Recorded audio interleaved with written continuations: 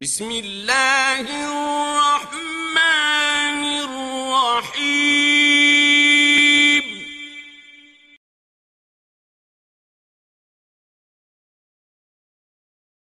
ایک اور پوائنٹ اور اس پر گفتگو کر کے آج کی گفتگو کو ہم ختم کرتے ہیں۔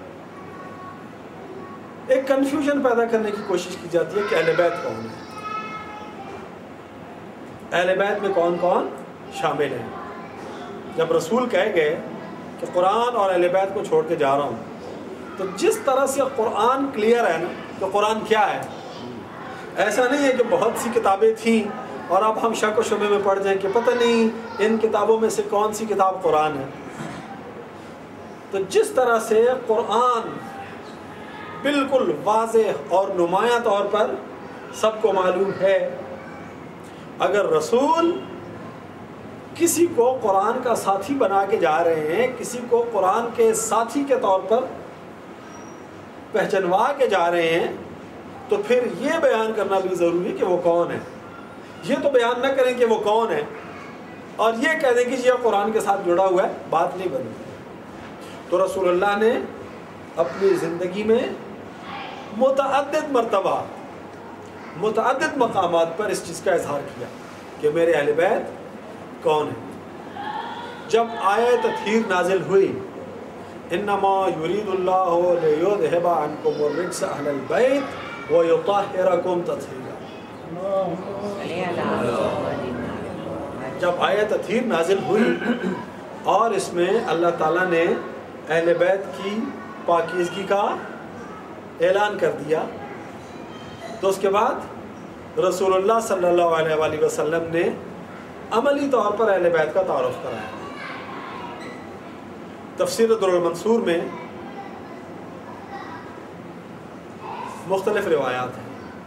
کچھ روایات میں ہے کہ اس آیت تطہیر کے نزول کے 4 مہینے بعد تک، کچھ روایات میں ہے 6 مہینے بعد تک، کچھ روایات میں ہے 9 مہینے تک، یعنی آیت نازل ہونے سے لے کر 4 مہینے تک، بعض روایات میں 6 مہینے تک، بعض روایات میں 9 مہینے تک۔ رسول اللہ کا معمول تھا، رسول اللہ کی روٹین تھی کہ جب بھی نماز پڑھانے کے لیے مسجد میں تشریف لے جاتے تھے تو پہلے جناب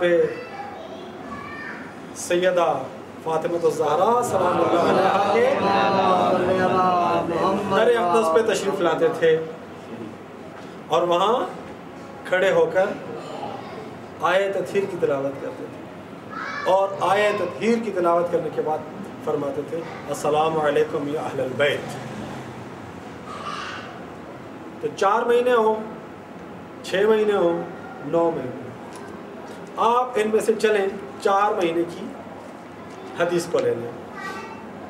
رسول اللہ نے 4 مہینے ہر روز نماز کے وقت جناب سیدہ کے دروازے پہ کھڑے ہو کر کتنی دفعہ بنی؟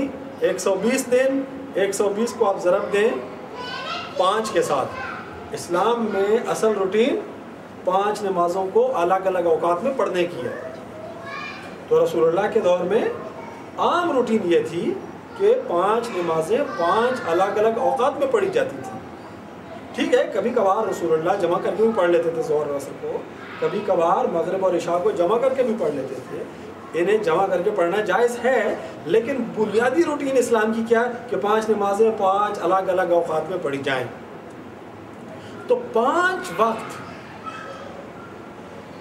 ہر روز 4 مہینے تک 600 دفعہ، تو 600 مرتبہ رسول اللہ صلی اللہ علیہ وآلہ وسلم ایک دروازے کے سامنے کھڑے ہو کے آیت تطہیر کی تلاوت کرتے ہیں اور السلام علیکم یا اہل البیت کہتے ہیں۔ تو کیا اس کے بعد بھی کوئی شک و شبے کی گنجائش رہ جاتی ہے کہ اہل بیت کون ہے؟ اور ہوتا کیسے تھا؟ یہ نہیں ہے کہ اپنے گھر سے نکلے، گلی میں سے ہوتے ہوئے جا رہے ہیں مسجد میں اور گلی میں جناب سیدہ کا گھر آتا ہو، ایسا نہیں تھا۔ جناب رسالت امام کے گھر کا دروازہ بھی مسجد نبوی کے صحن میں کھلتا تھا اور جناب سیدہ کے گھر کا دروازہ بھی مسجد نبوی کے صحن میں کھلتا تھا۔ یعنی آپ یوں تصور کریں، اذان ہوئی، مسجد میں صحابہ جمع ہو گئے نماز کے لیے، جماعت کے لیے، آپ رسول اللہ صلی اللہ علیہ وآلہ وسلم اپنے گھر سے نکلتے ہیں، اپنے دروازے سے نکلتے ہیں، ادھر اپنے دروازے سے نکلتے ہیں تو ساتھ ہی دوسرا دروازہ ہے مسجد کے صحن میں جناب سیدہ سلام اللہ علیہ کے گھر میں۔ سارے صحابی دیکھ رہے ہیں کہ رسول اللہ گھر سے نکلے ہیں نماز پڑھانے کے لیے، لیکن گھر سے نکلنے کے بعد پہلے کھڑے ہو گیا جناب سیدہ کے دروازے۔ ایک دفعہ بھی رسول اللہ یہ کر دیتے نا تو کافی تھا، ایک دن بھی رسول اللہ یہ کر دیتے تو کافی تھا، ایک ہفتہ بھی رسول اللہ یہ کر دیتے تو کافی تھا۔ 4 مہینے، بعض روایات میں 6 مہینے، بعض روایات میں 9 مہینے رسول اللہ کا یہ عمل یہ ثابت کرنے کے لیے کافی نہیں ہے کہ اہل بیت میں رسول اللہ صلی اللہ علیہ وآلہ وسلم کے علاوہ اگر کوئی داخل تھا اس دور میں تو علی و فاطمہ و حسن و حسین سلام اللہ علیہ اجمعین کے علاوہ کوئی نہیں تھا۔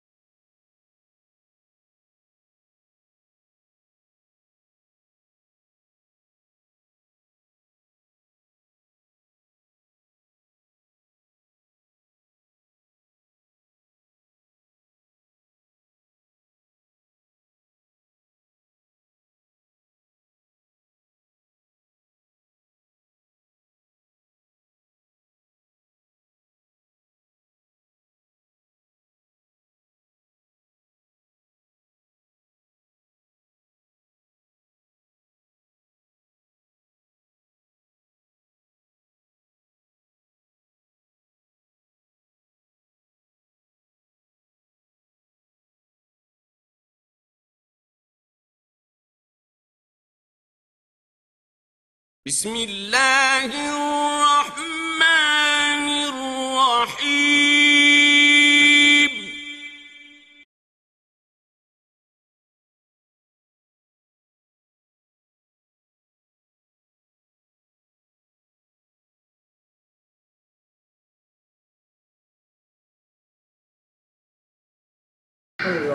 اور اسی طرح سے ایک اہم موقع تھا میدان مباہلہ کا، جب رسول اللہ نے نصارہ کو مباہلے کی دعوت دی، اور جو دن طے ہوا مباہلے کا اس میں رسول اللہ جب جاتے ہیں تو اپنے ساتھ کسے لے کے جا رہے ہیں؟ جناب امیر المومنین علیہ السلام کو، جناب فاطمہ الزہرا سلام اللہ علیہا کو، جناب امام حسن اور جناب امام حسین علیہ السلام کو، انہیں لے کے مباہلہ کے لیے نکلتے ہیں۔ تفسیر کبیر میں اور دیگر بہت ساری تفاسیر میں یہ ذکر ہے کہ جب رسول اللہ نکلے ہیں اس سچوں کی ٹیم کو لے کے، جب جھوٹوں پہ لعنت کرنے کے لیے جانا تھا نا، تو عالم اسلام کے سارے صدیق رسول اللہ کے ساتھ جا رہے ہیں. تو وہاں رسول اللہ کیا فرماتے ہیں؟ اللہم ہؤلاء اہل بیت، اے میرے پروردگار یہ ہیں میرے اہل بیت.